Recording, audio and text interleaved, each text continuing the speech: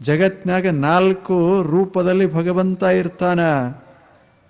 ಬ್ಯಾರೆ ಭಗವಂತಲ್ಲ, ಇಲ್ಲೇ 4 ರೂಪದಲ್ಲಿ ನಿಮ್ಮನ್ನ ಪ್ರೀತಿಸುವಂಥ ತಾಯಿ ನಿಮ್ಮ ದೇವರು. ನಿಮ್ಮನ್ನ ಪೋಷಿಸಿ ನಿಮಗೆ ಉದ್ಯೋಗ ದಂಧೆಗಳನ್ನು ಕಲಿಸಿದಂಥ ತಂದೆ ದೇವರು.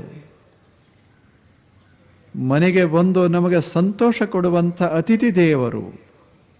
ಅಷ್ಟೇ ಅಲ್ಲ, ಜ್ಞಾನವನ್ನು ಸುರಿವಂಥ ಗುರು ಶ್ರೇಷ್ಠ ದೇವರು. 4ರಲ್ಲಿ ದೇವರನ್ನ ಕಾಣಬೇಕು.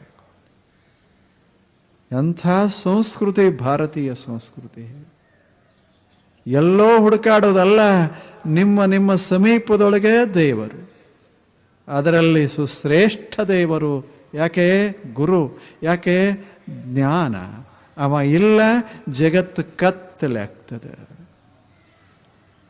ಗುರುವಾಗಿ ಆತ ಕಲಿಸದೇ ಇದ್ರೆ, ನಾವು ಶಿಷ್ಯರಾಗಿ ಕಲಿಯದೇ ಇದ್ರೆ ಅಜ್ಞಾನದ ಕತ್ತಲೆ ಹರುತ್ತದೆ ಜಗತ್ನ್ಯಾಗ.